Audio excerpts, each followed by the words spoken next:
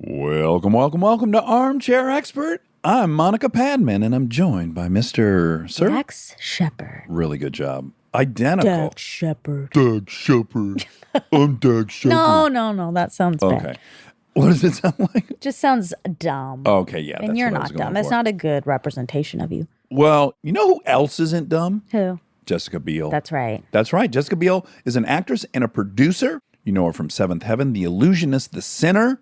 I love The Sinner. Me too. She has a thriving production company, and they produce The Sinner and Limetown and now Cruel Summer, which people are bonkers over. Anna's nuts for Cruel Summer. Let me tell you about The Sinner. I watched 8 episodes in a night.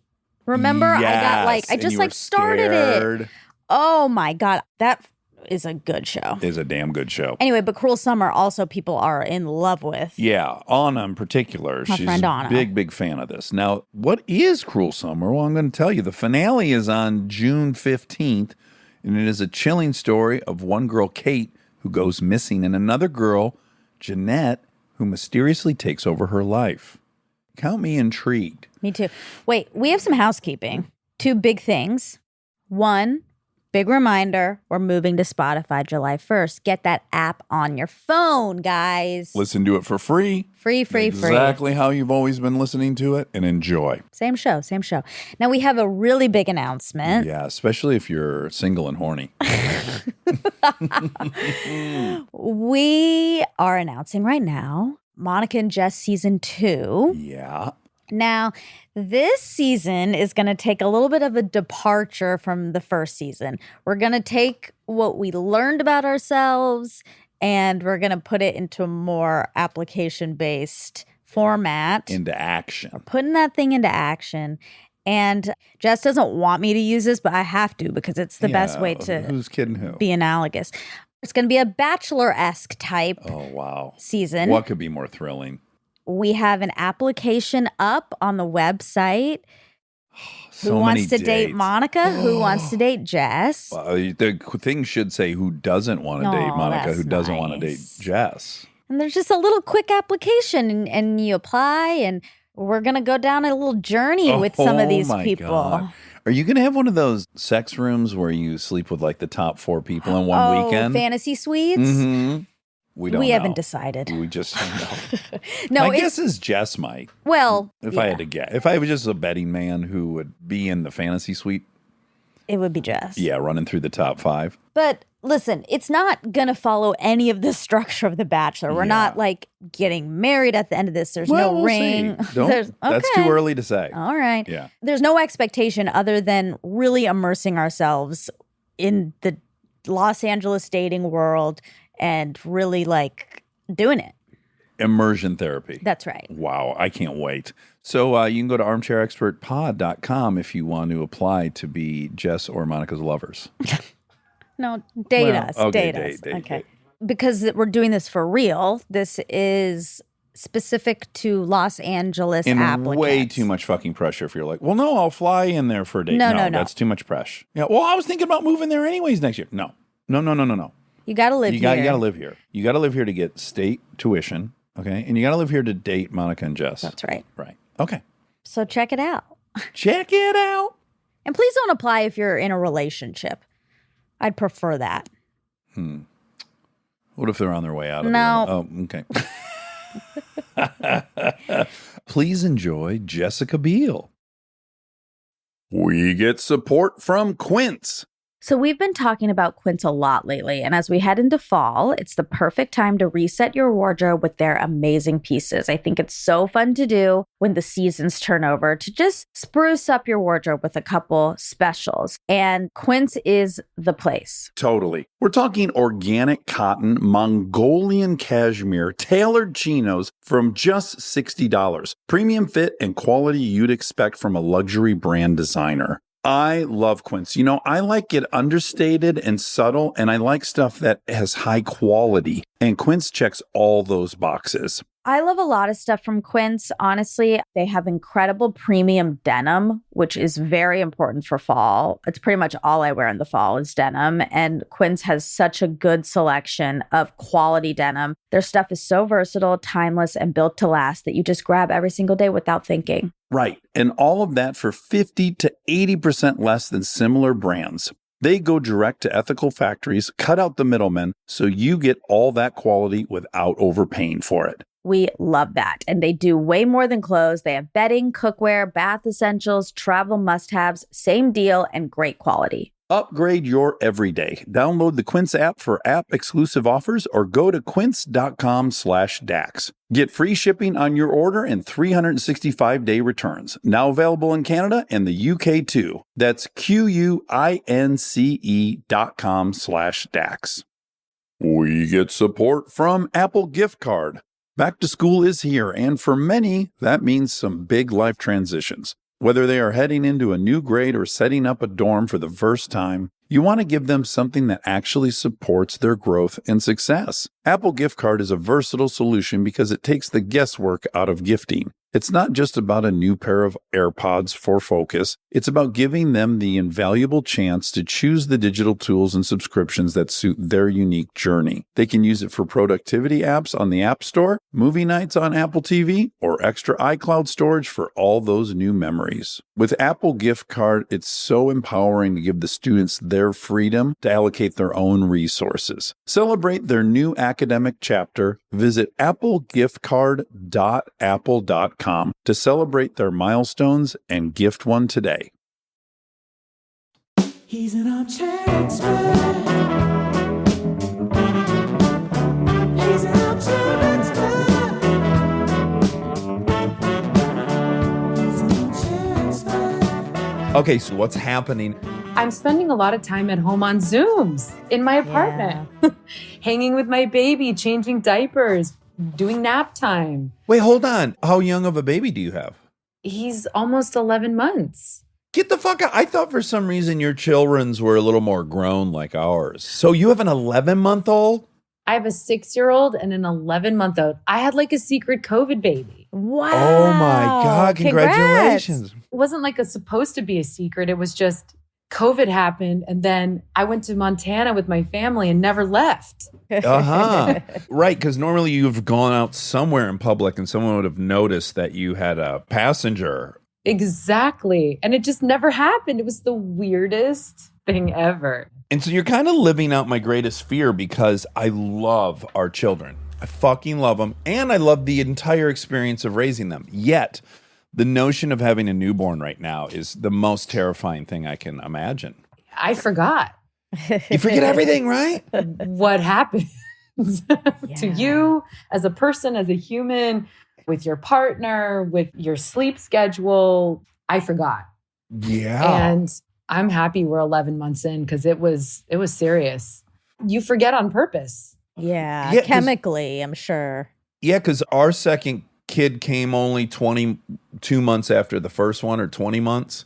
And even in 20 months, she arrived and I was like, wait, what are the 5 S's? Swaying, shushing, swatting. What shit, I knew that inside and out. When do we feed this thing? Yeah, I was shocked at how little I retained from the first go round. Yes, us too. And this was such a big change because it had been 6 years since we did all that stuff. And it's easy with one. We used to take Lincoln everywhere. It didn't matter where we were at. We took her. It was no whoop. Filming, whatever. But 2, that's a whole different scenario. It is. Someone said to me, 2 is like having 1,000. And that's exactly what it feels like. The balance of everything is very different and super hard. But I agree. I mean, it's amazing. It's so interesting. It's so funny.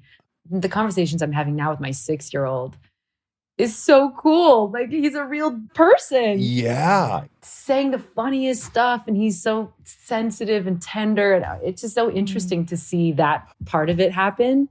And the little one is just cute as hell. I'm having medieval fantasies right now that we should join, because I have a 6-year-old daughter. And assuming that both are straight, which we shouldn't assume, but if they are both straight, it is revealed that they're both straight, we could join empires. Have you thought of this? I'm into it. Okay. An arranged I marriage. like it. I think it's cool. Let's go for it. I like the empire joining, like the land takeover. Yeah, let's go. Let's go. Because you guys are in the Hollywood Hills, maybe, as I recall, and we're over on Yes. the east side. So somehow, if we could stitch this together, we could have a prominent province. I think it can be done. Okay, good. I'm glad you're interested.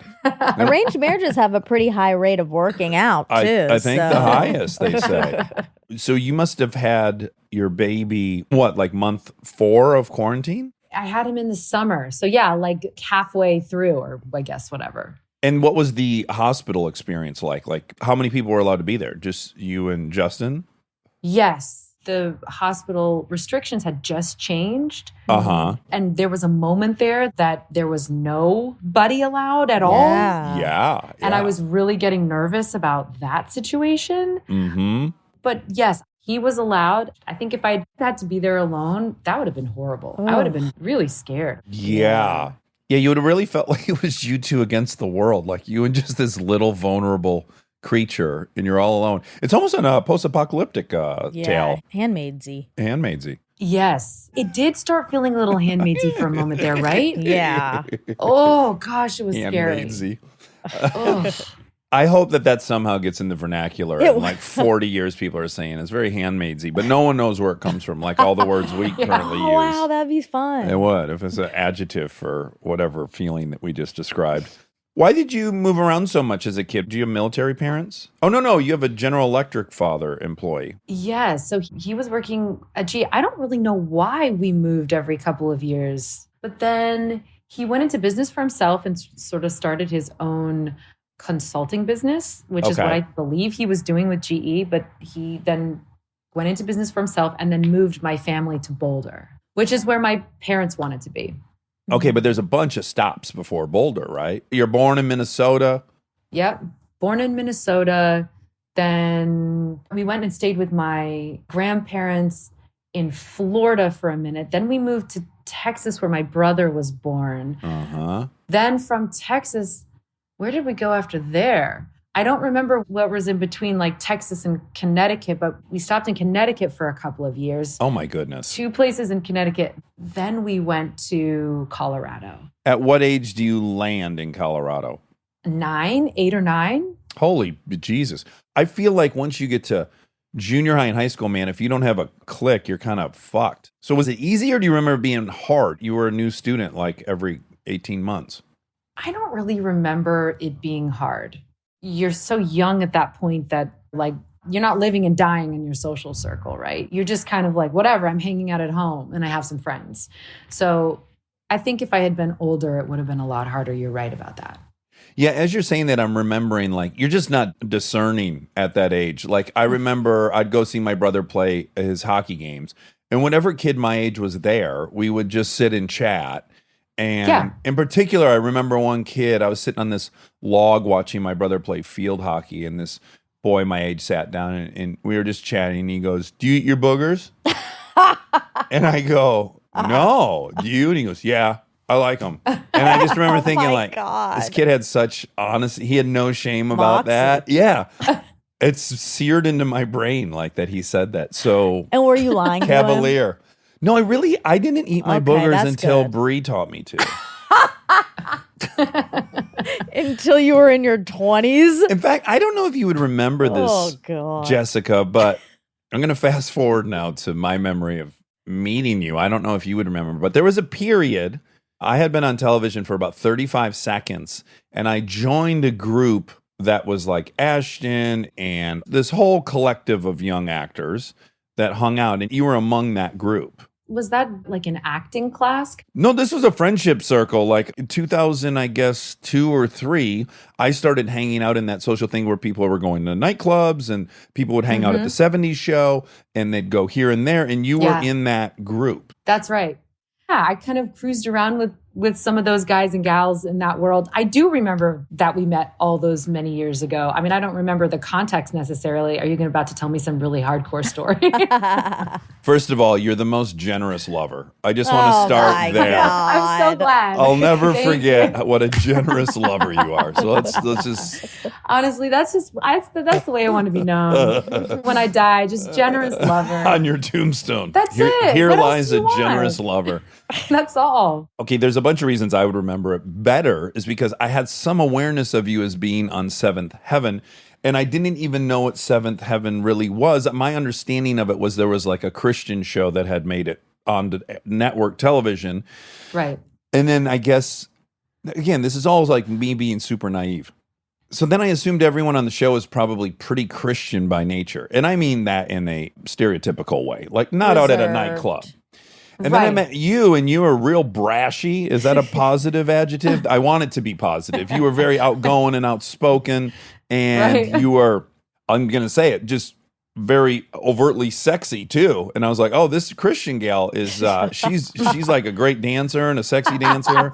There was a lot of cognitive dissonance when I met you. And then I brought up my ex-girlfriend, Bree, because you guys looked very similar. Are you 5'8"? How tall are you? Like 5'7.5". Yeah. Okay, we'll close. call it 5'8". So you're I'll take 5'8", it. and Bree's 5'8", and you guys had a similar thing. And I remember meeting you a couple times, and then I remember telling her, "Oh my God, you look like this girl." And then we all were together at some point, and I said, "Look it, see, you guys look identical." Of course, neither person agreed, as is always the case when people think you look like somebody. It doesn't matter. You wouldn't have remembered all that, but that's all in my memory, just so you know. Wow. Isn't it weird the stuff we remember from those years going to nightclubs and just being crazy and being young? It's so funny. I don't remember specifically having that conversation with you guys and with Bree, but Again, she thinks you're a very generous lover as well.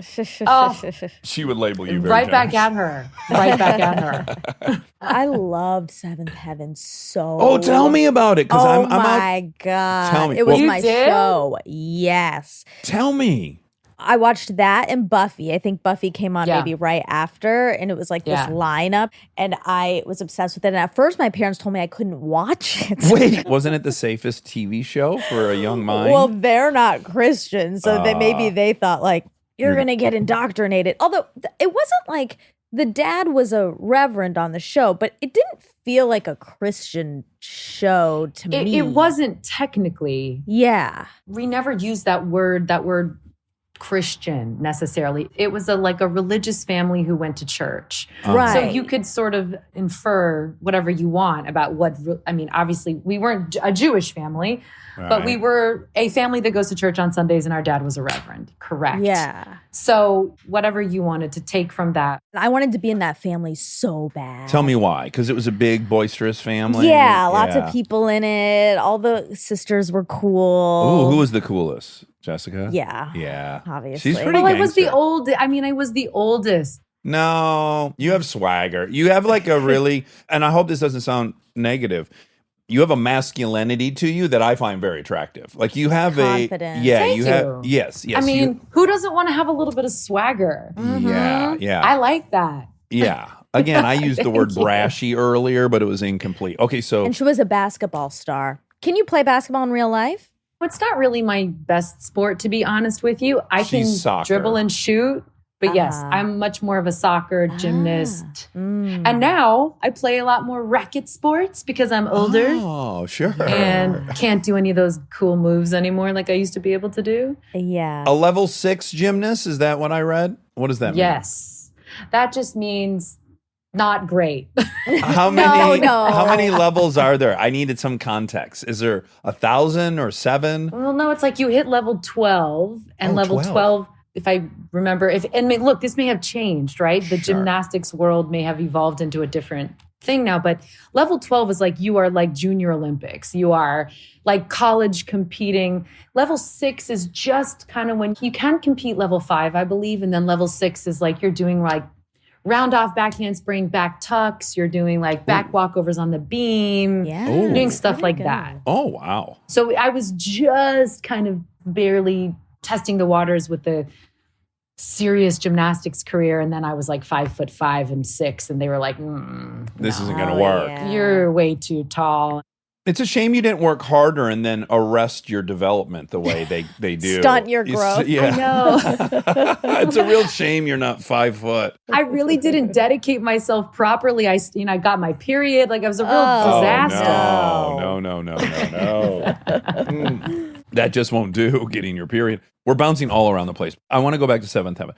So you loved it, and it was because it was like this big, fun family, and there were sisters, and you thought maybe that would be Sisters, fun. brothers. I just wanted to be in that family. Right. Again, and I'm ignorant on it, so forgive me, but when I read about it, I guess there was a lot of premarital sex episodes.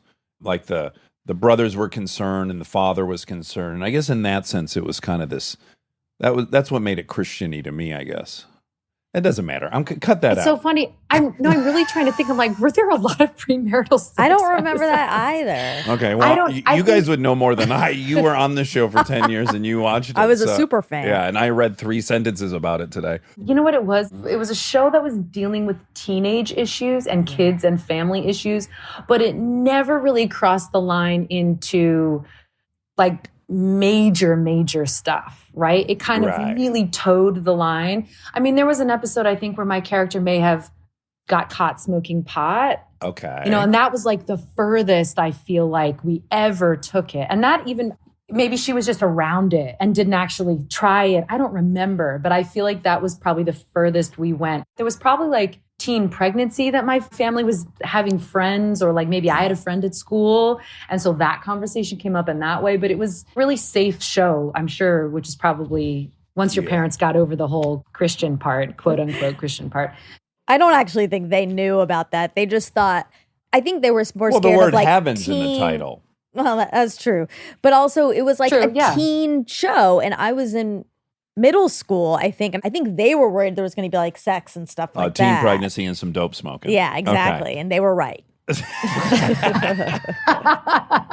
Jessica, did you have that thing at all that, oh my God, and ding, ding, ding, you're married to someone that was on the Mickey Mouse Club? Because we've interviewed a bunch of people that have been on the Mickey Mouse Club and they became artists after that, feeling a compulsion to reclaim your adultness, having been on something that was kind of safe and G. Did you started that show at 14? Yes. Did you ever think like, oh man, I'm on the show that's so safe, I'm going to get pigeonholed as this, as a goody-goody or something? Yes, I definitely felt that way. I also just felt eventually you do something so long and you just want to do something else. And I think it would have been exactly the same if I was on, Gossip Girl? yeah, or like what was a great show back then, like My So-Called Life or some great show. If you were on that show for so long, you probably want to just do something else. So I definitely remember feeling that I had that kind of, okay, I'm ready for something new, even though I love my job and I love my on-screen family and all that stuff. Everyone was awesome. And the whole experience was actually really amazing. Eventually I wanted to do other things too. Yeah. Was it a blessing to be able to be in a cast? Because quite often if you get cast as a kid in something, it's just you and like 11 adults. Right. Whereas it must have been like a blessing that you had so many of the cast members were your age or younger. It was cool. It really was, because we just had people to hang out with. And Beverly Mitchell, who played Lucy, who is actually older than me, I remember hearing that and being Which is blown funny. away. Oh, okay. we were friends, and we are still friends, and we all kind of talk every now and again. But it was really cool. Did you date any of your siblings? No. Oh, okay. Because on Parenthood, 2 of the siblings, they started dating. They're still together, Lauren and Peter, which is always like, I imagine if that happens on a show, they're trying to keep it out of the press. Yeah, because it just like then you feel It's it just a when little you're grody. watching Yeah, it. yeah. Yeah, that is a little grody. I mean, I definitely remember that Beverly and I both had crushes on Barry, who played our older brother. Mm-hmm. Oh, lucky Barry. But no one ever dated anybody. He was like dating like real life women. We were like 14 years Adult old, women. just like, oh my God. There was no chance for us. It was not happening. Okay, so back to Colorado. So you land there at 9 years old, and then how do you get cast on that show at 14? Like, how do you make a claim for yourself in the acting world in Colorado? So I got connected with a talent agency randomly in Denver. And they were being a part of that organization called IMTA, which is International Modeling and Talent Association, where kids from all over the country come to LA for a week and stay at the Bonaventure Hotel and get all fancy and do monologues and runway stuff and singing and dancing in front of agents and managers and casting agents and everything. Oh, wow. And so we paid to be trained to do that and then go for the week in LA. And that's when I met a bunch of different people. And that's how I got connected with Diane Hill Hardin's Young Actors School. And I got a scholarship to go to that school. And you were a singer at that point, right? I was like a musical theater kid. Yeah. I was like doing the Arvada Center for Performing Arts in Colorado, like summer show. Yeah, but a couple of them I saw were like big, like not big in that they were hugely popular, but like complicated shows. What were a couple that you were in? Let's see. I don't even remember the ones that I did. do. The Sound of Music and Beauty and the Beast. I never did Beauty and the Beast. Oh, I'm going to sue Yeah, somebody. that's Wikipedia's fault. Yeah. I auditioned for Beauty and the Beast in New York, actually, and ended up not doing it. It just didn't feel like I didn't want to be Belle. I wanted to do something else. Guys, my musical dreams never really came to fruition. So I just married somebody who had some success in that world. Also, the foresight to be like, I don't want to be Belle. Like every little girl wants to be Belle. So that's interesting that you were like, I don't want to do that. Well, you know what I was thinking at the time, which was so funny because when I did the audition, got the like, yay, you can have it if you want it. Yeah. I thought, well, what am I going to do with this thing? I have to work within the Bell box. And I get that. And that's what it should be. But I just wasn't really feeling like I could bring anything fresh to it. Wow. Yeah. That makes a lot of sense. Like, I've been offered a couple movies in the past that were remakes of movies that had been done perfectly. And I'm like, I don't want anything to do with that. Like, how can I be better than Chevy Chase and Fletch? This will be a disaster. Totally. Yes. I feel like everything's being kind of regurgitated so much these days in terms of content that I think you really have to be careful with exactly that. What do you feel like you can do in a new, fresh way that's better than somebody classic like that? I don't know. Yeah. So were mom and dad both really supportive of this? Because obviously they got to fly you out to LA. That like someone's got to be involved with all this. Was your mom into this? I think my parents, I'd have to ask them, but I think they're both kind of like, I mean, I guess if this is what you're interested in, this is where your passion lies. I mean, I was one of those kids who, you know, would like, put the camera on me and don't ever turn it off, Mom. Don't ever turn it off. I still have things to show you. And she's like, okay, I'm turning it. And I'm like, don't turn it off. Like it was, she didn't have a choice but to kind of help to go with this thing. I think both my parents were like, I never expected this to happen. And so I think people that were, you know, around us were saying, maybe there's some talent there. Maybe, who knows, go check it out. And so I think they were like, okay, we'll go check it out. Yeah, I bet a lot of parents just get into those situations going like, well, this will shut them up. We'll take them out there. Yeah. This will go south. And then we'll be over this phase. We'll be back to soccer and level 6, hopefully, fingers crossed, level 7 next year, gymnastics. Right, exactly. I think my parents were like, oh my God, what is happening here? So what happens like as a parent now, if I found out like my daughters wanted to be agricultural engineers and at 14 we all had to move to Iowa so they could study corn? That would be tough. That'd be a tough sell to me. So like when you got cast on that show, were they like, oh, this just got real? Like we got to be now in LA 9 months of the year. Yes. I mean, I think, to be honest with you, I was a really probably super selfish 14-year-old kid and just was so excited. Because I was also one of those old school audition processes where I went in a million times. Then we went in and we had this big testing experience where Aaron Spelling and all the people on the big table. And, you know, you're just kind of walking in as a 13-year-old going, oh my God, what has happened? There's like 100 adults staring at me. Yeah. And then you're coming in and all these other kids are in the waiting room and they're putting families together. So we're coming into the rooms with like a little boy, a little girl, another little girl, and standing there in front of everyone, they're just asking us questions. And then you go back out and then they put you together with another group of kids and they bring you back in. Yeah. So it was a long, arduous process. When it actually was a go, we were just shocked and so excited. Oh, yeah.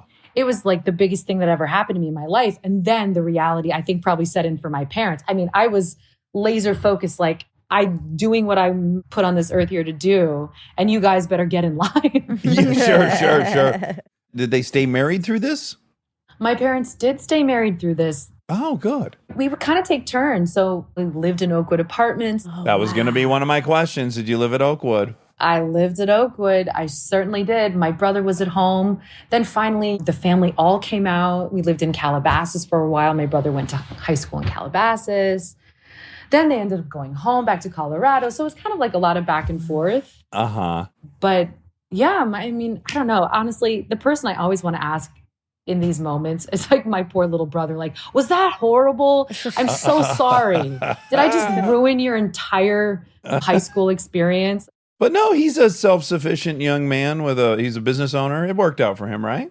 No, he's doing okay. He's doing okay. But I always do wonder. It's that poor younger sibling that just sort of gets the shaft in that experience.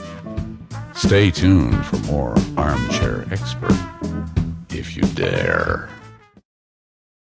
We are supported by Walden University. You know that feeling when you've been thinking about making a move, going after the degree, the promotion, the thing you keep telling yourself you'll get to someday? Walden University is built for that moment. For over 50 years, Walden has helped working professionals get the W, the knowledge, the skills, and the confidence to create real change in their careers and communities. Their programs are designed around your life, not the other way around. With Tempo Learning available in select programs, there are no rigid schedules or set weekly deadlines. You move at your own pace. And Walden's faculty aren't just academics. They're practitioners who bring real-world experience into everything they teach. From your first class to career coaching and beyond, Walden is your partner the whole way. Take the first step and learn at a pace that works for you. Visit waldenu.edu. Walden University. Set a course for change. Certified to operate by Chev. This episode is brought to you by the new Max original comedy series, Stuart Fails to Save the Universe. From the world and creators of The Big Bang Theory comes a new comedy series. Stuart Bloom, comic book store owner and lovable underdog, accidentally breaks a device built by Sheldon and Leonard and kicks off a full-blown multiverse Armageddon. Now, he's on a mission to put reality back together alongside his girlfriend Denise, a geologist named Bert, and physicist Barry Kripke. Along the way, they're running into alternate universe versions of characters you already know and love. Check out the new Max original comedy series, Stuart Fails to Save the Universe, now streaming exclusively on HBO Max with new episodes Thursday at 9 p.m. Eastern. Subscription required.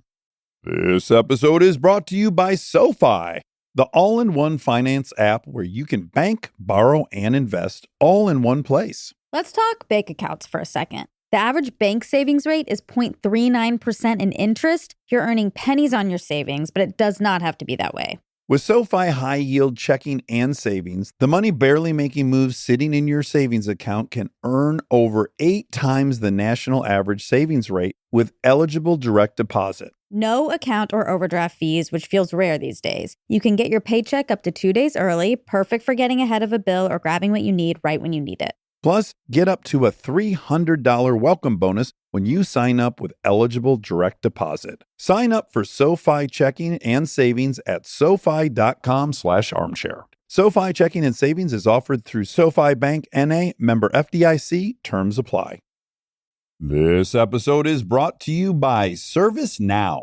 Look, I have my dream job. I get to talk to folks I admire like crazy and ask them virtually any question that I want to. I can't imagine a better way to spend my time. But even dream jobs have some not so dreamy parts, the stuff that gets in the way of the actual work. Now, that's where ServiceNow's AI specialists come in. They don't just tell you what you should do about your busy work. They actually do it, start to finish. Cases closed, requests handled, no extra work for you. So you and your team can focus on what matters most, which for me is, are they obsessed with male bodies on the same level as I am? They never are. To learn how to put AI to work for people, visit servicenow.com.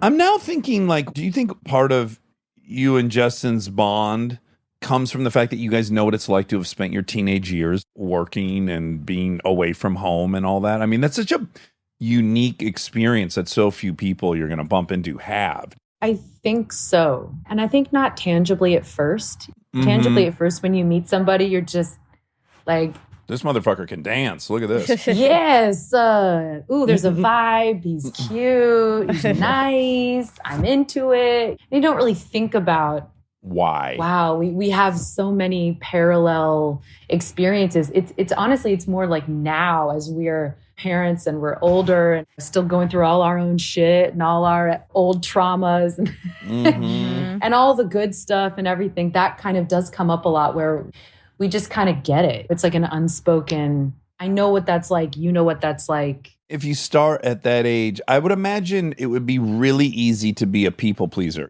And I wonder if two people pleasers that understand each other can help police one another's people pleasing and be like, hun, you don't have to do that. Like, I wonder if there's any co-nurturing to prevent that. I definitely was a way worse people pleaser. Uh-huh. I'm better now. I'm much more of a me pleaser. Yeah. And I want people to be pleased too. Honestly, it's something that's like one of my big lessons in this lifetime is not putting everybody else's needs in front of my own, like to a fault and to a detriment of my own well-being. I also think a lot of that is like sometimes being a woman, I feel like there's a lot of that. Oh, yeah. And then being a part of this business when you're quite young. And what do? We are directed by people and you do it. Yeah. Because that's the job. Laced with a ton of fear that if you don't, there's someone directly next to you that's happy to do it. So it's like there's a threat. Yeah. Do you think having kids is like step one in that? Because I got to say, I've observed it in my wife. And even for me personally, like you start getting into this habit, in this practice of going like, oh no, we can't come to dinner. We have a fucking toddler. Boom. So you start drawing boundaries based on your primary commitment of the child. And then through that, you become practiced at going like, oh, no, we're not going to make that. And life will go on. Yeah, absolutely. It's like the gateway drug into your own real practice of being able to stand within your own resolve and your own needs and say, yeah, actually, there's no reason that I can't make it. I just can't make it. Yeah. Right? You're like, I don't actually have to find a reason to miss that party. I feel okay enough in myself to just miss the party. Yeah. Okay. Do you know this longest running family drama in history? Seventh Heaven? Yes. I didn't know that. A record. Wow. A record. Probably because of me. I kept it on the Yeah. air. You were always Right, the you did. tipping point. Thank you for that. How do you know Jackie Tone? Were you childhood friends? We were childhood friends, very good friends. We talk occasionally now. We text a little bit. Now I have to call. I'm going to have to call him. Sure. We're weirdly really intemersed with some of your people, like because you and Laura are really good friends, and we're really good friends with Yes. Laura. But you and Jackie, you guys were just young actresses living in LA. I'm trying to think about how we initially met each other, but she ended up living with my family for a while. Like she came and stayed with us when she was in LA trying to be an actress. And yeah, we just lived together with my parents. Sure. In Calabasas. So it was like not like a party situation. We were like teenagers. We just were really, really great friends. And she's just an immense talent. I mean, that woman has talent like leaking out of her eyeballs. Yeah. It's been very fun to watch her be so consistently employed over the last few years. I'm so happy for her. Me too. It's a brutal fucking business, isn't it? I'm sure like you. Terrible. I was in the groundlings with these people. So many people more talented than I was, for sure. I mean, some of them drastically more talented than me. And it just no punked came along for them. Right. It's like a weird stroke of luck, like lightning in a bottle, like perfect timing with some talent and some hard work. Yeah. Yeah, you just don't know who's going to have that perfect storm. I know. It's kind of heartbreaking. It is. Yeah. Because I agree with you. There's so many people that I grew up with that were crazy talented. And I don't know why. I know. it kind of feels, I feel sad too when like people ask me, not that it happens often, but when people ask me for advice, I'm like, I don't know, man, do all the work and then sit patiently and just pray that you fucking get that one audition that turns everything. You know, I don't know what to say. I don't know what to say either. And I say exactly the same thing. I just like keep working on your thing, whatever craft, which I think is kind of a goofy word, but Yeah. whatever it is that is your thing, like stay in class, go to school for it, just put your 10,000 hours in. I think once you really put those 10,000 hours in, you just got to hope for that luck. Okay, so when you left Seventh Heaven and then you start doing movies primarily and then you kind of start catching fire, I wonder, was there someone you were aiming at? Was there somebody's career who you wanted, a North Star that you were like, oh, I want to be X, Y, or Z? I mean, I think being a woman, you're always kind of looking at like Meryl, right? Like, oof, that's the career that you just do anything you want and it goes forever. And she's the classiest, coolest. Or it's like Glenn Close or even, you know, Julia Roberts at that time. Sure. Can I tell you who I would have picked for you? Just looking at you? Angelina Jolie. If I were you, I'd have been like, I think I could maybe pull off Angelina Jolie.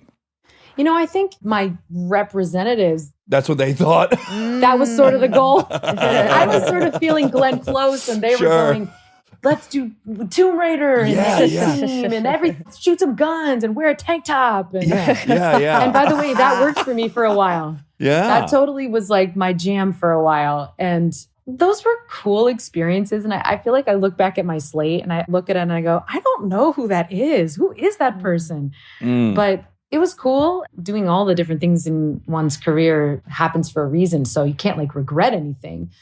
But there was a lot of times where I was kind of on this Angelina Jolie kind of path.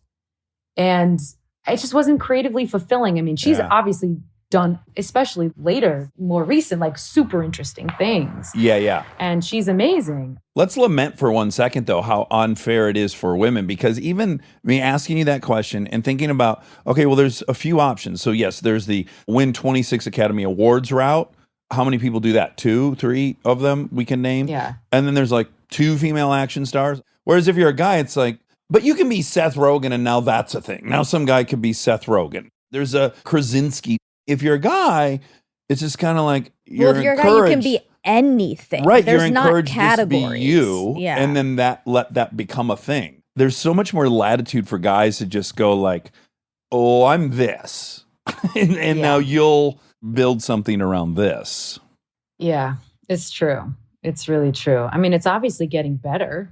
Oh, yeah. It's gotten a lot better for women. Television and streaming networks and platforms with the different opportunities, but women are still dealing with all the same bullshit. We're still dealing with like the physicality of being a woman. And do you use that? Do you not use that? Are you being encouraged? It's confusing. It's confusing to try to know how to handle the way that historically women have been categorized and put in these boxes. And don't you think too, a lot of it is just like whatever thing you have first. So when we interviewed Natalie Portman, we were kind of contrasting her with like Britney Spears. So Britney Spears was like a goody-goody on the Mickey Mouse Club. So she wanted to reclaim her sexuality. And she was just the opposite. So she was overly sexualized as a kid in like the professional. So she was like, no, I want to keep that now personal and I want to reclaim my personal sexuality. So either people in either starting place maybe has the same trajectory. It's almost just like whatever thing you had, you kind of covet the other thing, or I don't know. It's very interesting. That makes sense. If you're sort of like launched into one path, there's only so much you can do on that same path. And that I feel like that's probably true for so many businesses. Yeah. And you just don't want to keep doing the same thing over and over. And especially being over-sexualized or under-sexualized. You're like, why is there sexualized at all with this? Like, Why what do I the gotta hell is figure out going where I'm at on on here? the spectrum? Yeah. Yeah, it's challenging, as every woman knows. Now there's a bunch of badasses involved now, right? There's like Reese Witherspoon and her whole camp. There's just people going like, no, women are going to be leads. They're going to be leads well into whenever they want to be leads. And they're going to have interesting stories. And that's that. And like breaking the category, taking the categories out of it a little bit more. I think you guys are breaking down a lot of boundaries, which is awesome. Well, cool. Thank you. I mean, I want to be a part of that movement. Well, I think like Sinner for you, right, is like television has ended up being really democratizing somehow. Like I think going into studios in the past and asking them to commit $60 million to a feature film with a formula that's new, that they have no track record to say whether it'll work or not. That's a big ask, just financially, business-wise. But a TV show where like you're going to spend $4 million an episode or whatever it is, I'm sure they have big budgets, but relatively still nothing. So in a weird way, I think people returning to TV has really helped lift the stories that are getting told. 100%. The storytelling and the characters who are allowed to be at the helm of a show, it's so complex now. Mm-hmm. You can really tell a niche story, and someone wants to support that and someone wants to buy it. And I think the other thing is you do a movie, like you're saying, where you don't know how the audience will react. You don't know what the market will be. You don't know all of these things. But if you present a solid first season, then whatever network, whatever streaming platform you're on, has a possible second or third or fourth season that they can then count on. Yeah. And bank on, right? So it's not just like a one-off movie thing. If your season does well, or if somebody cares about your character, if somebody watches your show, then that network or that platform can know that they have something that they can continue on, which they can trust. Because really, and yes, it's about creative for a lot of those companies, but it's about financials. Yeah, I mean, they're a business. One must remind themselves that they are an endeavor that is supposed to create profit. Right. That's hard to swallow sometimes. But at the end of the day, yeah, I don't think there's a 401c studio or whatever the hell. 401k. Right. 401k? No. What are you trying to say? C3? What is it? Oh, 401c3? a philanthropy Yeah, thing. philanthropic, Yeah, a charity. Yeah. The 401cs or 3029s. We don't know anything Oh, about charity, fuck. unfortunately. I would have gotten Oh, so God, much that was charity bad. cred if I had gotten I that know. right. Maybe I got it right and we just didn't know. No. No, we'll find out in the fact check. Okay, now I ask this as someone who's married to someone that's more famous than myself. So if I go somewhere with my wife, in general, however many people are there, they're much more excited to see my wife than they are to see me. Right. And there's been a 14-year arc of that for me. So sometimes I was like, oh man, yeah, they all think she is way cooler and more interesting than me. There's been other times where I'm like, oh, thank fucking God they're more interested in talking to her. And I have a little bit of anonymity, I guess, because there's a shinier light than me. But I just wonder, it is a unique experience to be married to a superstar. It certainly is.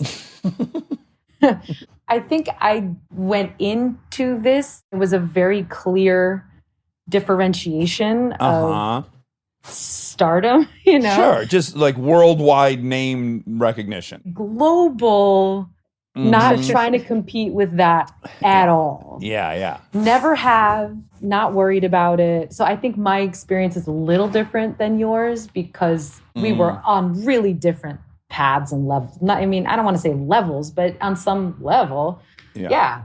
So often it's more for me like, thank God, because I can just sort of hang out back here, and that's a lot of energy and activity over there. And I can see him. He's like wants to be over here with me. Yeah, Sure.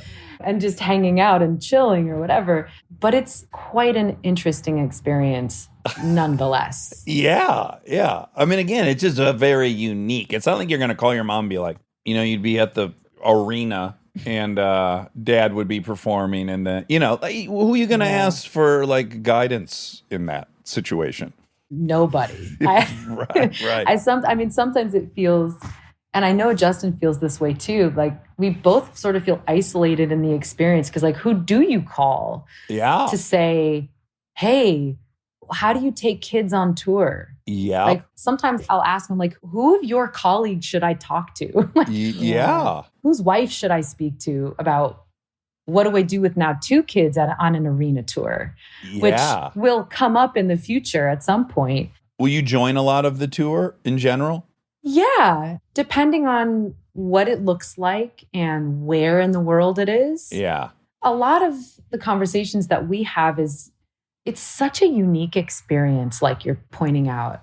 And we want these little boys to see daddy on stage. Mm-hmm. He's not going to do it like this forever. Yeah. And I mean, I'm just speaking for him and I may be way off, but I think there's something about like, I went after my dream. I'm working really hard. See this whole thing?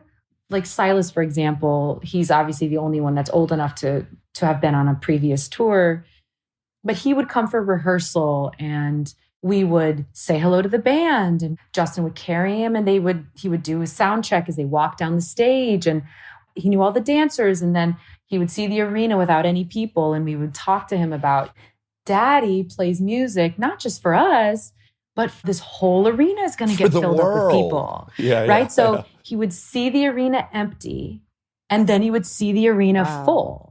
And so I don't know how he's processing that or what that means to him necessarily, or if he's just like, his mind's being blown and I'm traumatizing him and he's going to be yelling at his therapist later in life because of this. I don't know. There were nobody in there and then there was everyone in there. How did that happen? It was like Gremlins. They added water to them and just there were millions. Multiplied. Well, it seems cool, though, that he would be privy to the work that goes into it. So, like, seeing rehearsal and sound check and all the business of it. Like, I don't just walk out on stage and I'm this product. There's, like, all this work that goes into it. And then also, ultimately, I think it's good to recognize, like, Daddy's one of those people, but he's just a fucking normal person and he takes a shit every morning and I'm not allowed in there. Like, what you hope is that it kind of de-emphasizes how important that is, just because nobody's really a king or a queen living without trouble. And so hopefully you're a conduit to recognize that. Certainly. And I think the other thing I was going to say about going on tour is we just like to be together, right? Like the family unit together is really supportive for the boys and it's really nurturing for me and it's really nurturing for him. And we get to do all that regular stuff. Like what you're mentioning before all the big crazy work nighttime stuff goes on. We get to do breakfast together and then go to the park if it's possible or hang out in a hotel room because you could be at any place in the world, you never know, and do a nap time together. So if we can be together, Justin can be a part of those normal things. And then it's just another aspect of Daddy's life. Yeah. I took Lincoln to one of our live shows and I thought, I'd like her to see us do this. And I think she lasted like 30 seconds. I think right before I introduced Monica on stage, she was like off doing something else. And I was like, oh yeah, that's good. She should not be interested in me or what I do. Agreed, right? Like you want just a little bit of interest. On tour, we had like a room for him. Right. It was called PJ Masks headquarters. Of course. Obviously. And we'd let him nap really late, like 4 to 7 if he could, or 4 to 6, or whatever we could get, like a super late nap. And then he would come to the arena. We'd have dinner with Daddy. He'd play in the headquarters. Daddy would go on stage at 9:01. And we'd take him up to the soundboard and he'd watch like 20 or 30 minutes of the show until he was so like lasered out of his head with so much noise and people. And like, he would be so overstimulated. We'd take him back to headquarters. He would calm down in 20 minutes in headquarters and then we'd take him home. Oh my gosh, that's great. Oh my God, that's so funny. I have one more salacious question. My salacious question is just simply, I know you get to hang out with Jay-Z, and I'm just obsessed with Jay-Z. Yeah. So I don't know. It's not really a question. It's not a question. I just want to tell you how much I love him, and I'm a little envious that you get to hang out with him. Make you feel better. I don't really get to hang out that often with him. I've hung out with Jay a couple of times. Okay. And I have to say, one of the coolest moments when I was hanging out with Jay was when Justin and Jay were doing that summer tour. Yes. That cool Legends of the Summer Tour so many years ago. And what was super cool was Beyonce was there. Yeah. And I was like, B? Yeah. B? Yeah. What's that? You know, like it was cool to sort of be hanging with her while they were rehearsing. Mm-hmm. And she and I one day were just like sitting in the seats and kind of talking and sharing a glass of wine. And that was really cool. But then right before he went on stage one day, my friend Sophie and I were hanging backstage and he had a chain like a gold chain this thick, like a white gold, huge diamond encrusted chain. And he let us wear it. Ooh, Before, was it so heavy? Oh my God, my neck. Hell, chiropractor. I mean, it was so cool. Wow. He sort of like put it on my neck, and then I Knighted put you. it on Sophie's neck, and then I put it back on, and it was exciting. Yeah. Just so everyone knows, when she made her fingers to demonstrate to us how big it was, I would say it was like the size of like a power bar. Yeah. That was, you say that's a good Turned on the tall side. on the tall side. tall Yeah. It was huge. Oh, wow. It was just, and it was like part of my time in my life where I'd like never seen a piece of jewelry like that before. right. He's such a nice guy. Wow, he's really strong if he can walk around with that on Oh, his he's a beast. He body. has superhuman strength. Wow. Yeah, for sure. I got to add him into the category of like, I don't really actually ever want to be around Bill Murray because I worship him so much. I just think it's best if I'm never around him. And I think Jay-Z is probably that way for me as well. It's just better to look from afar and worship. I always think that's better. Yeah. But I do have to say my experiences with that person, he was like super gentleman, elegant guy, super cool, nice person. I wouldn't trust myself to cool. not be trying to get his approval so much that it'd be so uncomfortable for him. You need and to stay everyone away. else. To protect him. I don't. Yeah, I don't trust myself around him. Stay tuned for more Armchair Expert, if you dare. With the Venture X business card from Capital One, you earn unlimited double miles on every purchase. Plus, big purchasing power means you can spend more and earn more. The Capital One Venture X business card. What's in your wallet?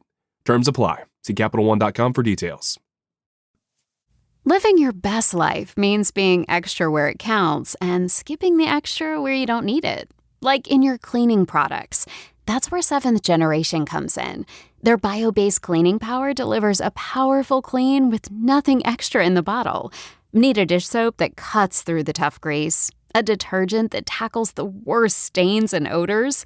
Seventh Generation handles it all without any dyes or artificial fragrances. Real clean doesn't have to come with a long list of add-ons. Upgrade to a powerful clean without anything extra. Look for Seventh Generation dish soap and laundry detergent wherever you shop for your cleaning products.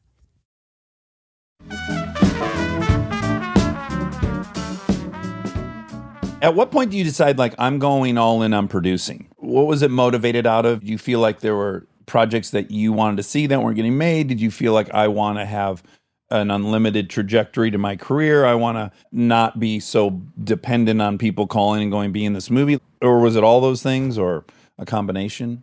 It actually was quite a long time ago. I just turned 22. I was working on Stealth in Australia. And Michelle Purple, who's my producing partner now, she was running Rob Cohen's company at the time. And we were both in Australia, like away from our families, away from our friends, in this big boy action movie.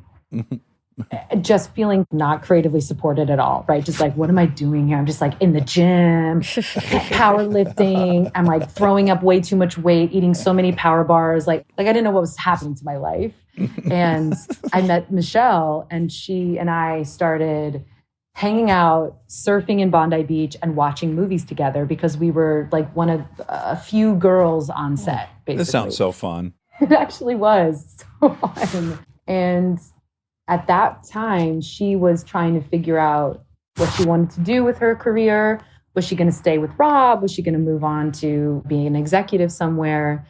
And we were just so frustrated with not being able to make movies. Like, she wasn't able to make the movies that she wanted to produce, and I wasn't able to be in the movies that I wanted to be in. Yeah. Even though I was doing interesting things like Stealth or whatever, but I wasn't getting those really complicated parts that I wanted to have. And we said, okay, that's it. We like the same movies.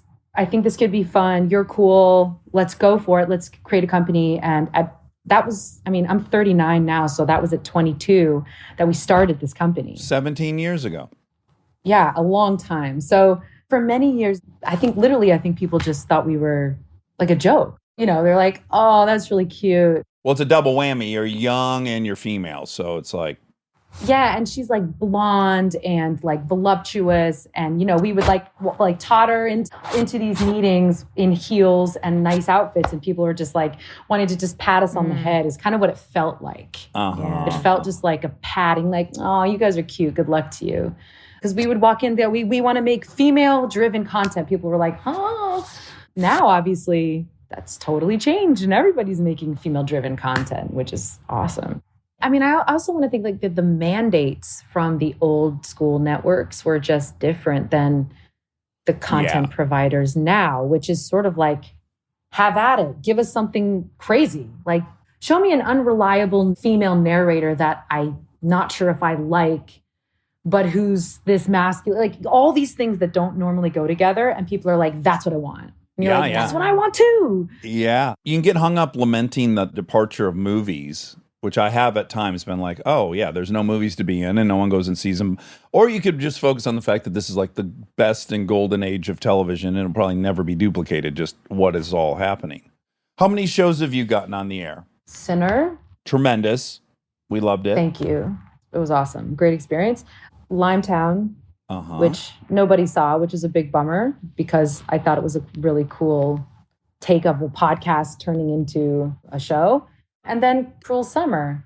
I think that's it. But I need to tell people how tremendous that is. I've sold, I think, in my career, 6 television shows. In that, I went in and pitched it, and then I delivered a script, and I didn't get one of those 6 to getting a pilot shot.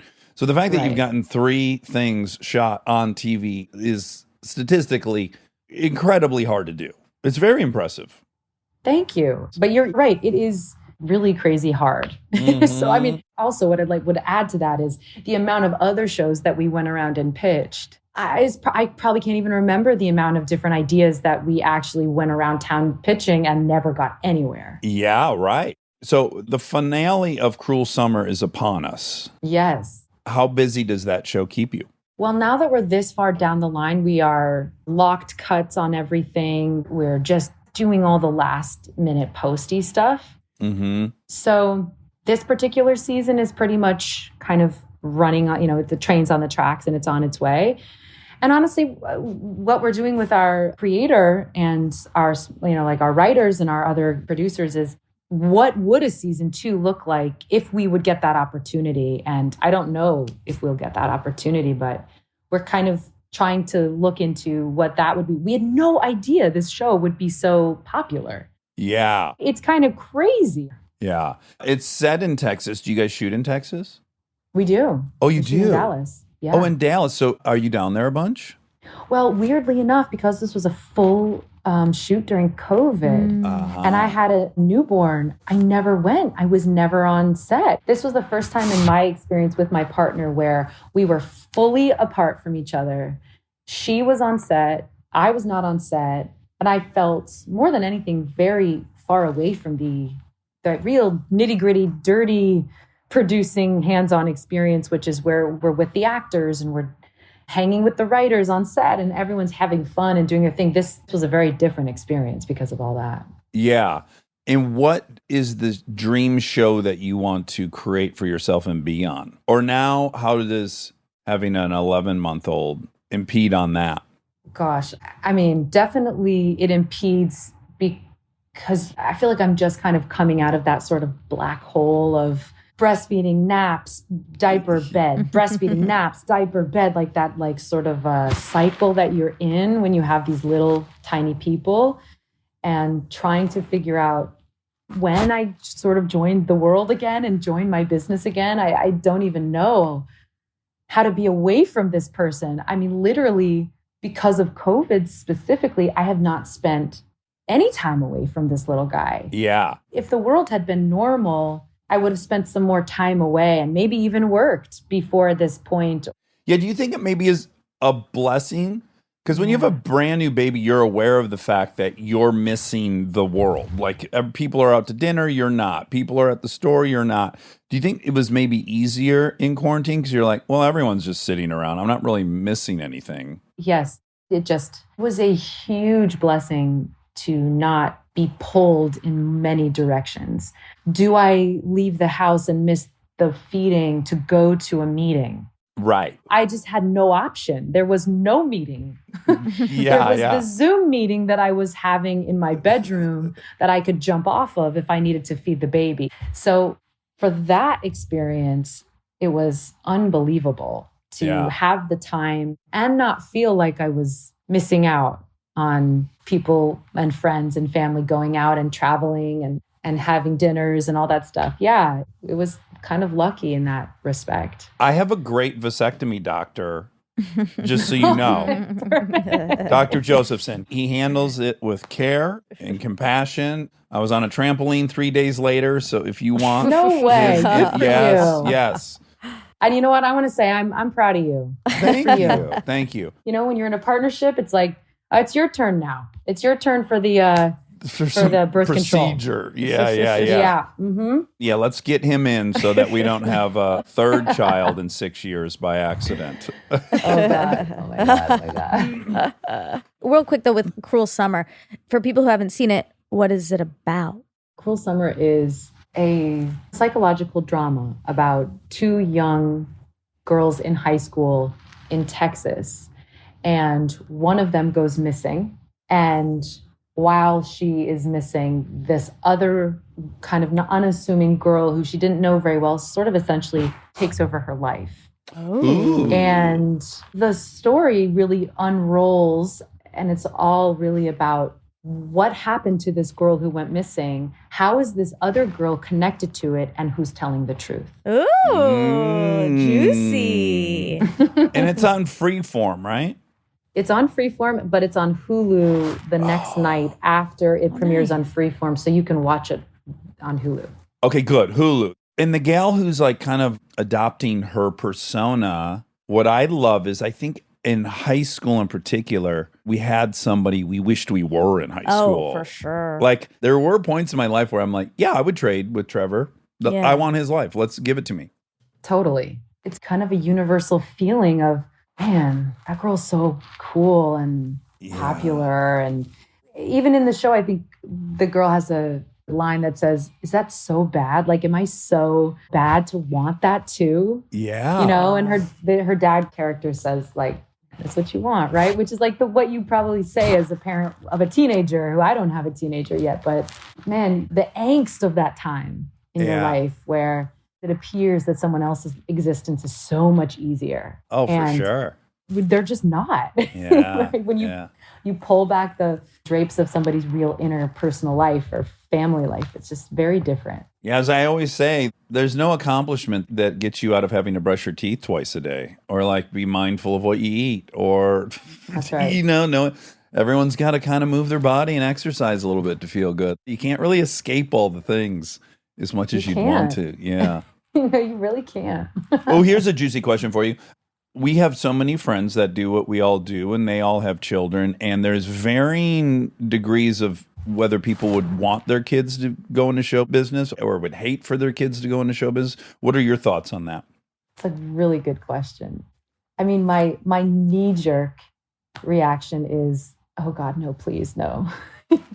But then I look at these kids and I'm like, oh shit, they're probably going to be musical. What are you going to do? Like, not let them play the piano or not let them take a voice lesson if that's their passion. I think back to like when we were talking earlier about my mom and my parents. They wouldn't have stifled my dream. They weren't those type of people. And I don't want to be that parent to stifle a dream. But man, if my kid would just be like, let's go learn about corn in Iowa, great. Right. I would so much rather than be an engineer or something. But your response is common. Like so many people are like, no, I don't want that. And then I'm always like, well, what part don't you want? I think for a lot of people, just they know how much rejection's involved, how much you start determining your self-worth on how frequently you're working. So those are like the fears. But I don't think those are universal to our career path. Like I think people... But anonymity is. Like, you know, the other side of anonymity and not having it, and everyone who isn't in that space, no one thinks about that part of it of like, that's my dream, but you don't think, and I'm gonna lose a big part of my privacy, personal identity. Right. And also, by the way, it was so different Dax, when you and I were younger and coming up in this business, there was no camera phone, no social media. Yeah. There was none of it. I mean, there was paparazzi, but it wasn't the same. This is a whole new thing. When you're a young person and you're stepping into this business now, you have to step in with the knowledge that, your anonymity's gone. You are going to be raked over the coals all over social, no matter what you say. Your whole life is going to be on social because that's the thing. Yeah. It's different now. That's a good point. I used to like swim naked at Ashton's house after we would go to the nightclub, and I did that regularly. And there would be a video of me swimming naked there, and God knows what other fallout associated with that. But that's a great point, the anonymity. I kind of overlooked that point because in general, I kind of come out on the other side of going like, well, I've had the other jobs. I did the Castle Corn in fucking Indiana, and I was a roofer, and I washed cars for 12 years. Like, as far as a job goes, it's a damn good job, and you get overpaid. Yeah. So how bad can that be? I guess that's where I always like, what do I want them to do? It's a fucking easy job if you can get it. No, it's true. You're right, lovely. right? But I think it's all the emotional part of it that's terrifying. What you're pointing out, the intense rejection, the self-worth, also the like access to everything. Yeah. How do you not go off the deep end in a lot of different ways or just become an asshole because you can just have whatever you want? I worry about all those kind of things. I also worry about if my kids want to be musicians, the bar is high. Yeah. That's a bummer. Like, and they're boys. Yeah. Yeah. I worry about like, oh my God, are they just going to be like, I can never be as good as my dad? Right. Or maybe they're going to be, I mean, please God, let them be better than me. That's going to be hard to do. That's going to be. I know. Oh, you're right. That's pretty daunting. So that's what's daunting for sure. Maybe they could take it in a different niche. So it's still musical, but not like Justin. Like maybe they're classical pianists. Well, they should go into jazz. They should be like, okay, even if I nail jazz, like I could be the biggest jazz performer of all time and still be pretty small compared to pop music. So, who knows? Regardless, my daughter will be wed to your son, that's so right. I'll be following this on the inside and the outside. That's right. And the lands will be joined. Oh. Well, Jessica, I liked you when we were younger. Wait, we have to do a real quick round of what do you love about Laura Moses? Oh, yeah. Okay, great. That's right. Yeah. Okay. It's a staple on this show for the people who know her, which is surprisingly a lot of people. Most of the guests we have, know her better than they know us.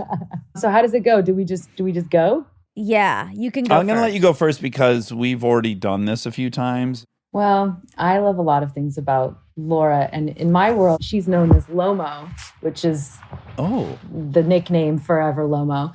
I mean, she's one of the funniest people ever on the planet. I mean, she's the sweetest, most humble. She's that person that like makes me laugh out loud when I see what she posts, or her relationship with her cats makes me super happy. Me too. Her artisan ability, her knitting ability, her nails. Yeah, they're perfect. Her nails are off the chain. She does them herself. It's crazy. I wouldn't know what that know. means. Would you hold your nails up to the camera so I can see what going? These are not what I'm talking about. But those These look are like not great nails. Yeah. One is a little square. Your ring finger is a little squared off. The nail. This one? Yeah. It's a little squared off. The other ones have more of an arc, if I'm being critical. Well, these nails, this is the opposite of a Lomo nail. Okay. Laura's nails are long and rounded tips like the 1950s. Elegant. Very They're elegant. beautifully polished with some crazy color at all times or some beautiful color. It's enviable. It's You've had the really same thought. enviable. Oh, yeah. I've had her do my nails many times, and she does a really good job. But like mine just aren't as good naturally. Okay. She has Agreed. a Mine genetic either. advantage. Yeah. She did my nails for my wedding, Oh, wow. That's trusted. which was just not like hers, just normally. Yeah, but sure. Did you get married in Italy? She's the guru, yes. Was she in Italy with you? Yeah. God damn, why didn't she tell me She that? never tells us I know, stuff. you should be really happy because she's never gossiped about you guys, and I've asked. I have great curiosity about all kinds of stuff, and she does not divulge. Oh man, go Lomo. Yeah. Man, she's a solid gold friend. We worked together for a while and we work together still a little bit now, but man, she's just, We love her. I love that woman. We love I her. think First she's- person to not mention her vocabulary or wordsmithery. Well, she said. No, I like this. It's fun to see the different. I said what she posts and how funny she is. I know. This is good. Because you want different things each time. Absolutely. I want to paint a full picture of her. What people must already know is that she's a real wordsmith. That's right. She edits some of the show, and most of her notes are the words I mispronounce. Yeah. So she's pretty much the cops on what I mispronounce. Well, you're right. She is a serious wordsmith. I think maybe she got me into the New York Times crossword. Yeah. That's- And we did that a lot when we worked together. But she and I haven't seen each other in a really long time and honestly kind of forgot about it. I forgot about what a great wordsmith she is. That's I think great. you guys are very lucky to get to work on a daily basis with her. Yeah, she's Yeah. she's a good girl. Yeah. Her and her fiance, they're very happy. And I'm going to officiate their wedding. I'm going to marry them. I'm going to go get ordained to do this. That's right. Maybe you guys will be at the nuptials. I mean, I was really tentative about bringing it up to her because I never want anyone to feel like you have to invite, you know what I mean? When Yeah. like the wedding invitation list is such a nightmare.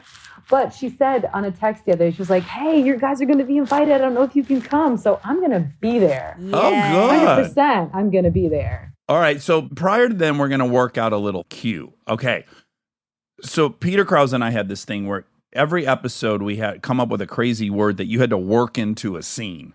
And whoever got it on the air, it was like a point. And we kept track of Right. it throughout the season, who got more of these weird words on the air.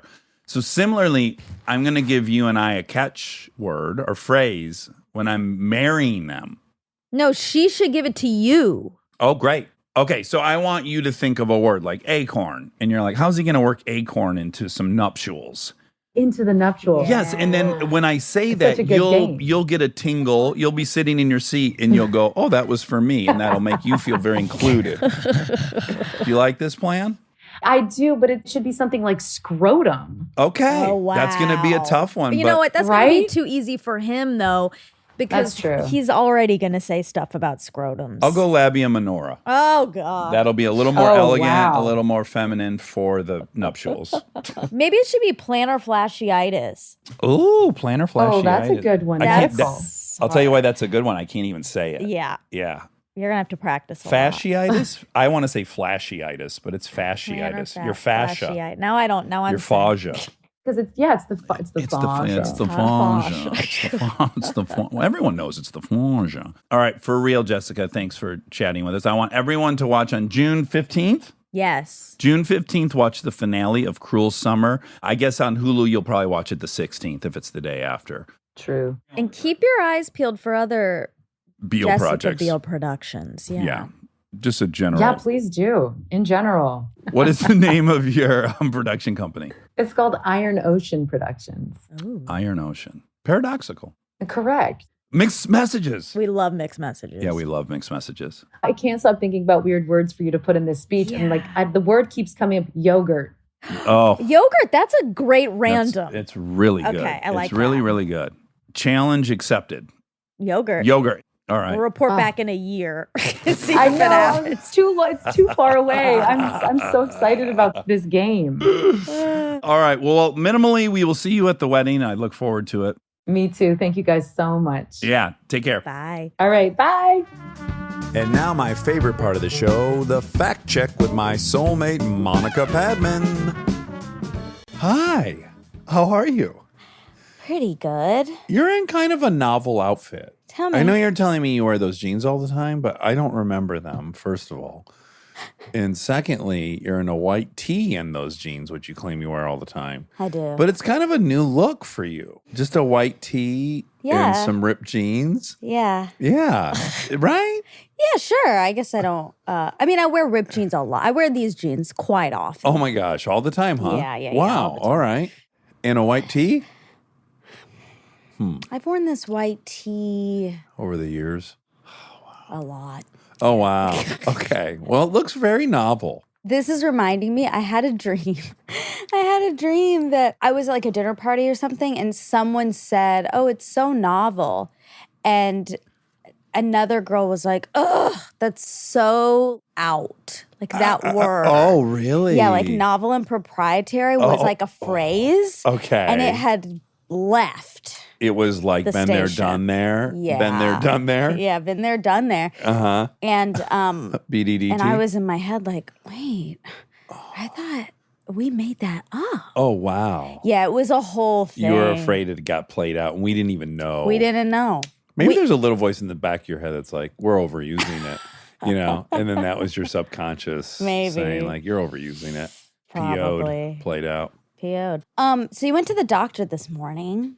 Yeah, 2 great pieces of news. Let's hear it. Okay, well, number one, I was laying in bed with Lincoln, and she looked at my wrist, my left wrist, and said, what is going on with that? Mm-hmm. And so at the end of, your ulna, where it joins your wrist, it's just so pronounced, like 1.5 inches raised.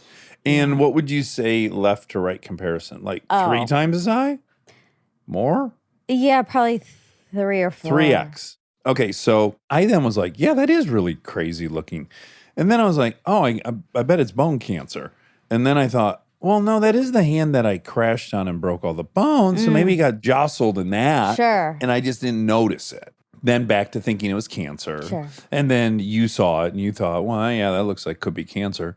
So I had an appointment to get an x-ray on my shoulder to get an update on how it's healing. And I went in, and first, let me tell you about the shoulder. Okay. Bone has grown completely across the top of the clavicle. They're very thrilled with the amount of bone that's grown Oh my back. God, Yeah. so much bone. They were really excited with the excessive bone. the density, the amount. Great. And then they took an x-ray of my weird doodad. Uh-huh. Not cancer. And what did they say though? Why does it look it's like just that? it's pretty separated, like where your ulna would. You love to say ulna. Well, that's what it is. I don't want you to get confused. It's not the radius. It's kind of like classist though Classist? to call it an ulna. You think so? Yeah. Tell me why. That's like the fancy version. What would you say? The end of your hand. That's not right. The end of your hand's your fingertips. Oh, okay. Where the hand meets the wrist. Okay. But then you might go like, well, what side? On the inside or the outside? Top. Proximal or distal? Top. Oh, wow. Again. Yeah. Again, Actually, something that's anterior classist. posterior. Oh, God. Yeah, so it's on the distal end of my ulna on the posterior side. Anywho, I think, during that crash, it kind of separated a bit. So there's a pretty good sized gap in there. And he said, we're not going to do anything about that. I said, Great. good. I don't want anything done about It it. doesn't hurt, right? No, it just looks like I have bone cancer, which, Yeah. now that I've told everyone it's not, everyone will not worry. True. I wonder if people start looking for it in the pictures. Oh. It's pretty gross, right? No, it's not gross. It looks, you know what it looks like, gang? If you've got a grandmother with a big pronounced bunion, that's what it looks like. Like I have a bunion I mean, on it my looks like a wrist. cyst. Oh. Not a bad. But like it's cyst. filled with fluid? No, you That's can't tell gross. with cysts that they're filled with fluid. They just are big bumps. I know, but cysts are, no one likes cysts. I love cysts. Oh, you do? No, I hate them. No, they're really alarming. Yeah. They're usually a harbinger of very bad things to come. Well, yeah, true. I guess it's a ding, ding, ding, so we should. Jess had a big cyst on his back. Well, you think he wants us to tell America? Or did he post a picture? He probably did. It's hard to know with him. He didn't post a picture, but but it was, he had a cyst on his back, and everyone wanted to take care of it themselves. In our pod, they were like, "I'm going to drain that." I wanted to. You wanted yeah, to. Of course. Ryan, all these people, and I was very adamant about that not happening. I know. And I'm Again, grateful. this gets into our old, like, here's what happened. He went in there, they took a scalpel, they sterilized it, and then they popped it. No, they gave him a shot first. Yeah, big deal. So it would have hurt a little more with us. No. If it had been something serious, like they needed to take samples of that. And they did, I think. Oh, yeah, I think you're out on a limb No, here. I'm not. You're I'm not. assuming they did. Well, they should. Okay. have. Well, not if just pus came out. And it was that's all it was. It wasn't, But if though. there's some tissue and some. Well, this is a ding, ding, ding because Monica and Jess. Oh, okay. Yeah. Okay, great. Monica and Jess season 2 is coming up. COVID's over.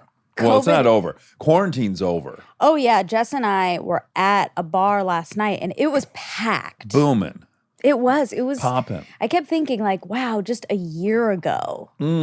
Could not. Couldn't do it. And then you were approached and someone asked for your phone number.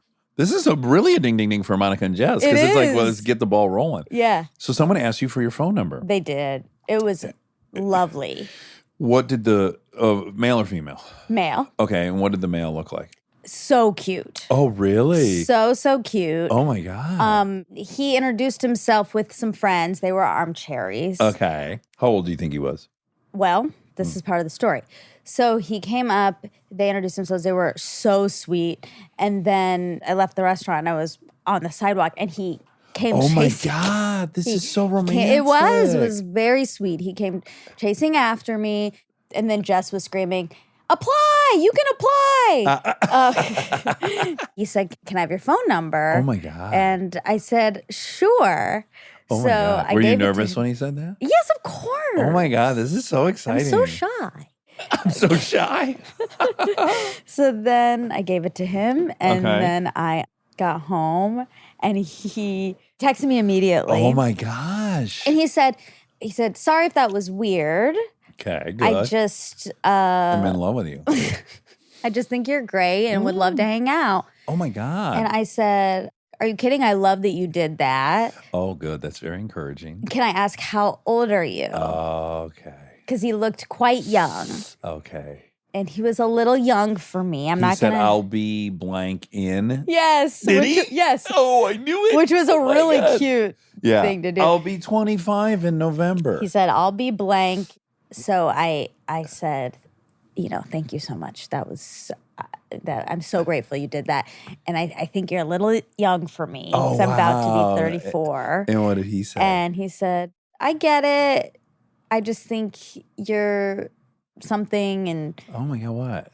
you're like great and beautiful. And if you change Oh your my mind, God, if you I'm change so your mind, let me know. excited. Well, don't, because that What is about too a- young for me. But what, not for a roll around? No, that's not nice. What's not nice? I don't think it's nice. I don't think he wanted that. Oh, fuck yes, he wants Oh that. my He's God.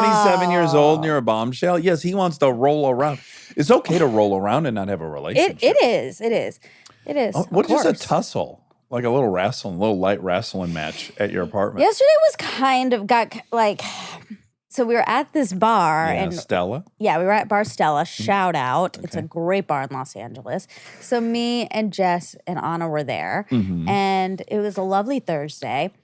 But we started getting into a lot of relationship conversations. So we were it was like we were putting stuff out there, I think, in the air. because many people approach your table? No, but okay, so the second part was the boy that in Monica and Jess season 1 that I sexted with, he came up in conversation. Oh, in conversation. In conversation. I thought you said he was there. No, Okay. he's not living in the current United States right now. The contiguous.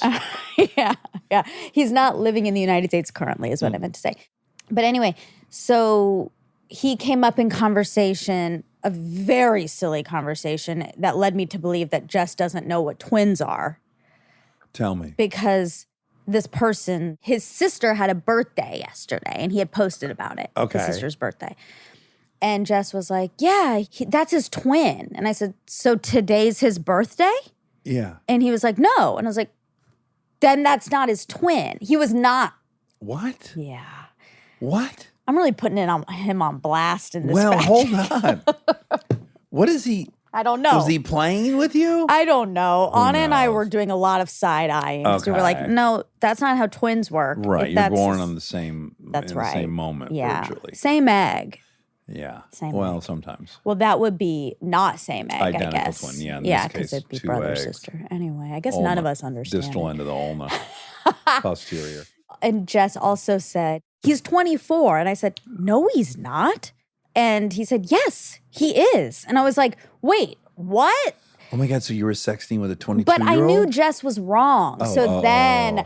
I texted him Okay. and said, I need clarification on 2 things. Are you 24 and are you a twin? Yeah. And neither of those things turned out to be true. Neither checked out. Correct. Wow. Sexy vibes. Because of Monica and Jess. Wow. We put it out in the universe. A lot of arrows coming your way from Cupid. We're very, very, of course, incredibly nervous that no one's going to apply. How on earth could you guys be nervous about that? You're just out at a restaurant and people are giving you their number. I know, but, well, here's the other thing that you mentioned that's important, and it will be brought up on the show plenty because, in a Bachelor sense, like, why are they there? Obviously, we know this is a podcast and that some, if not all, will be applying to be a part of a podcast. Sure. So, yeah. Some. And not really to date us or whatever. But we know that. It's not necessarily like we're going in with the notion that that's not going to happen. But I guess the hope is like they can come for whatever reason. And if there is some sort of connection. Put it this way. What was the name of the podcast you used to listen to a lot? And we did it. Totally Lame? Totally Lame. Yeah. Like, what if she did it with her husband? Yeah. But you just loved that show. Oh, yeah. And what if the husband wasn't her husband, but was just a guy and you're like, I like that guy. I can tell I like that guy. Yeah. You could genuinely both like that guy and want to be involved with this podcast you love. Right. Both things could be true. Two things can happen at once. Yeah. Sometimes even more. We're really excited. You guys are open We're for nervous. business. We're open for business as my of God. today. Oh my God, you're officially open for business. So if you want to apply, Did you know anyone. Did you go on this guy's Instagram last night? No. I don't know his last name. Oh, I want to see what he looks like. He had blonde hair. Oh. Was it me? Cute. Yeah, it was. You're his name about me? to be 27. Oh my God, this is great news. I know, for everyone. Shaved off 19 years. I wouldn't want to be 27 again. Me either. I want to live forever, of course. But I want to stay this age that I am right now just for Forever. a long, long time. Yeah. I don't want to go backwards. This is a ding, ding, ding. Okay. Nick from Bless This Mess, Yes. who you love more than anyone in the world. Yeah, what a physique. He texted me the other day, just saw me on the Progressive commercial and was saying that Sure. he saw me. And then we were chatting a little bit and he said that his 30th birthday's coming up and he's nervous. Like I don't think he wasn't excited about that. Right. And I was like, no, it's so much better. Get out of those 20s. Yeah. But I know what his is probably motivated by. And same with my distaste for getting older. In my 20s simply was I had a career goal that I had not met. And I did not feel like I was getting closer to. So I see. the ages were really. They meant something bigger. Yes. Yeah, I get that. Yeah. I think I have had that as well. Right. We all put these things on ourselves. Like women also have that for marriage and kids and all of that. Like, Speaking of which, I want to revisit the offer. The corporation Armchair Expert has offered to freeze your eggs, to pay for that. yeah, I probably am going to freeze them. I'm not going to take you up on the offer. I will pay for it. That's a bummer. Because when you have a kid, I want to look at the kid and go, I paid for you. That's why I can't do it. I'm teasing. Well, that's exactly why I can't do it. Hey, just want to let you know, like you're here because of me. Basically, I forced Monica to freeze her eggs, and I paid. And well, that's not true. Wobby Wob and Monica and I all paid, but I paid the lion's share, and I want you to know that. That's precisely why I won't take you up on it. Okay, well. There's going to be strings attached. I know that. But I think I will do it. By the way, I think if I were you, I would do it in the same reason I got Propecia, which is just like, I don't want to think about this anymore. So I'm going to do everything I can, and then I can just shut that off. Like Exactly. I don't even, like the freedom of even. Yeah. Yeah, because I don't even know, this isn't on the application, but we thought about adding it. Do you want to have kids? But we didn't add it. Yeah. And we mainly didn't add it because Jess and I both are like, we don't know. Right. Where would you say you're at out of 100%? 100% I do want them. Yes. It's really hard to separate all the elements that come into play. Like what I know is part of why I want them, and I don't like this, is because all my friends have them. Oh, sure. And I feel sometimes, and I'm sure a lot of single people feel like this if they're around a lot of couples, but I feel like there's some invisible ranking happening, and I'm always at the bottom of it. And no one is doing anything to make me feel that way, but there is this like hierarchy of the families and then the couples and then the single people. And I don't like feeling like that. Mhm. But I also don't want to be motivated by that. That feels like a dumb reason to Yeah. want a family. Yeah. So that I can be on even playing field with the rest of my friends. And I know also a lot of that's in my head. Yeah, I mean, the ranking thing, I can only say as a member of one of the people that's married and have kids. Yeah. There's never been a single moment in my head where I ranked anybody on anything. No, I know that. Now, there's been hypothetical questions, who you kill, and that's it. And that was That's a hypothetical. not nothing. I mean, I know it's like a jokey question, but it is meaningful to the person that is like, oh, on this like grand scale of life, I don't matter as much because of this thing. And I don't like that. Like, I don't like that we do that where we value people more if they have children or if they're in a relationship. I don't think anyone values anyone in a relationship. Like, no hypothetical would be like, okay, you want to kill Monica or Laura? Oh, well, let's kill Monica because if we killed Laura, Matt would be sad. That conversation wouldn't go that way. But the kid thing is just very simple. Like, some people have people depending on them, and they can't do it themselves. Yeah. The kids can't raise themselves. So there is some implicit. Of course. Yeah. Yes. But that is just one hypothetical. It never, like, who we going to do anything with? Never is it. No, I know. I just think it's a societal layer. I'm not saying that it's like our group that's doing it. It's just, this is a thing I think that exists in the world. And even like, just a tiny example, if we're on a vacation, all of us are on a vacation. The first people to get bedrooms, of course, would be families, then couples, then single people. It goes in that ranking, right? As someone who's been in charge of assigning rooms at a lot of these rental houses, no. For me, yeah, if we can get like 4 family members in 1 bedroom, great. Let's give them the big room, and then there's not 4 people taking up. Yes. But couples, no. It's not like. I think you do a really good job of not having that be a factor. Okay. I really do. I think you are one of the only people who thinks like that when they're figuring out room situations. Yeah. And just in other groups, like I know that that's just a little bit of a thing. Anyway, I'm off on a big tangent just to say I've been thinking about it a lot more, and a lot of like, do I really want the stuff, or is it because of all these other factors happening in my head? Yeah, for sure. So we're going to explore it. I have to say, I'm happy that wasn't in my calculus at all. Yeah. Like, I didn't have any feelings other than just evaluating, do I want the responsibility? Yeah.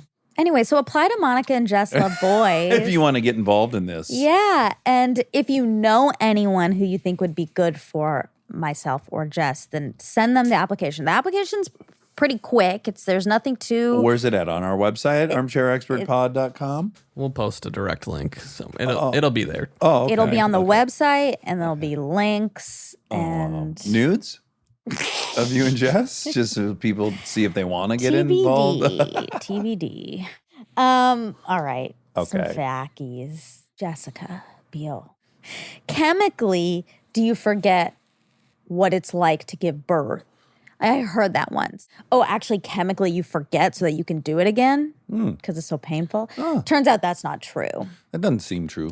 It's not true at all. Okay. They do tend to like lower the number on the scale as time goes by, but that's like every pain. Yeah. It still hurts and you remember it. They know it. Yeah. Yeah, because I've met a lot of women. They don't seem to have forgotten how painful childbirth was. Okay, what are the 5 S's? Oh, can I try? Yeah. Swaddling. Swaying. No. Yeah. Oh, yeah, maybe because I put swinning, but that must be. No, Swaying. that would be swinging, which is probably swaying. What you're saying. Okay. Swaddling, swaying, shushing, sucking, and swaddling, swinging, shushing, sucking. Ooh, is it obvious, the 5th? Not really. What is it? Side or stomach position. Oh, I totally forgot that. Yeah, that's a. But that makes sense because I used to hold I'd hold Lincoln on her side on my forearm and Yeah. she'd suck my thumb. Oh. And then I'd sway her at the same time. I'm like, I'm banging out 3 of the S's right now. It was awesome. She's like in a little football position. Oh, and you could have shushed. I was You could've probably done shushing. 4, I was yeah. probably shushing. And she was swaddled. No. Wow. She was like a little monkey over my arm. But that really works. Dr. Harvey Karp, Yeah. the 5 S's, Yeah. the most happy baby on the block. That's a ding, ding, ding, babies. Oh my gosh. Oh my God. Okay. We talked about your arranged marriage that you're going to have with their son. Oh, their son and our daughters. Yes. So I looked up some percentages on arranged marriages. Oh. India, Pakistan, Japan, and China have the highest percentages of arranged marriages. In India, it is speculated that as much as 60% of marriages are arranged. And while research on the success rates of arranged couples is thin, one study done in 2012 shows the divorce rate of arranged marriages being less than 4%, Oh my gosh. as opposed to around 40% of marriages in the U.S. where partners choose who to marry on their own free will. Yeah. It's a big diff. That just opens up another round of questioning, which is like, if you already live in a society where you have to accept being told you're going to marry somebody, Yeah. do you also accept that you can't get divorced? Like, is it a symbol True. of harmony, or is it a symbol of a whole structure that would have True. caused that to happen in the first place? So it's hard to know. Very. But I also think it is cultural and that they're going into marriage with a little bit different of an expectation. It is still more in those countries a financial arrangement, Yeah, or just like a which even to the practical arrangement more, I think I would say, than at this stage. Well, I'm only using that term in reference to how they described it pre-50s. Well, it's pre-60s. Like, Yeah. women didn't work. Yeah. They had to have a provider. So Yeah. it was a financial endeavor in some way.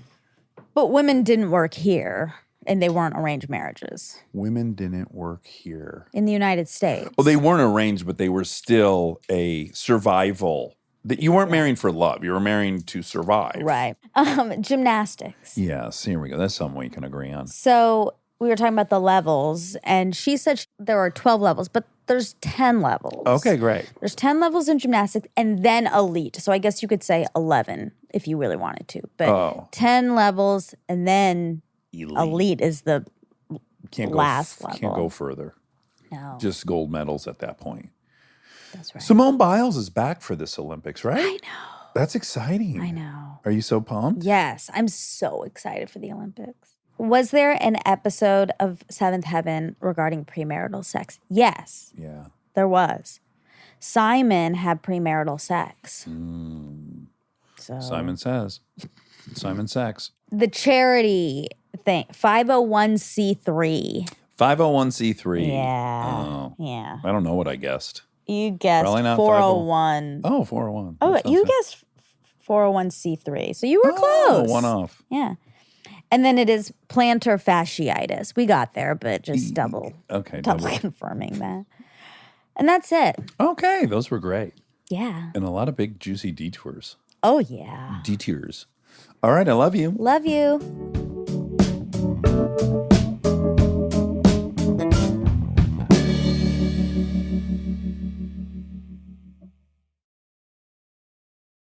We are supported by Allstate.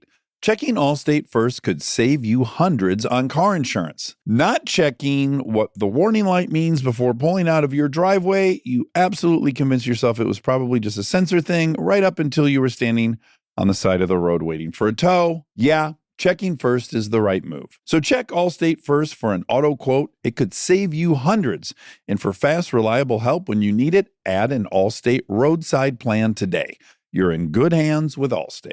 Potential savings vary. Insurance and roadside assistance plans are subject to terms, conditions, and availability. Insurance provided by Allstate North American Insurance Company, Northbrook, Illinois. Roadside assistance plans provided by Allstate Motor Club, Incorporated, an Allstate affiliate.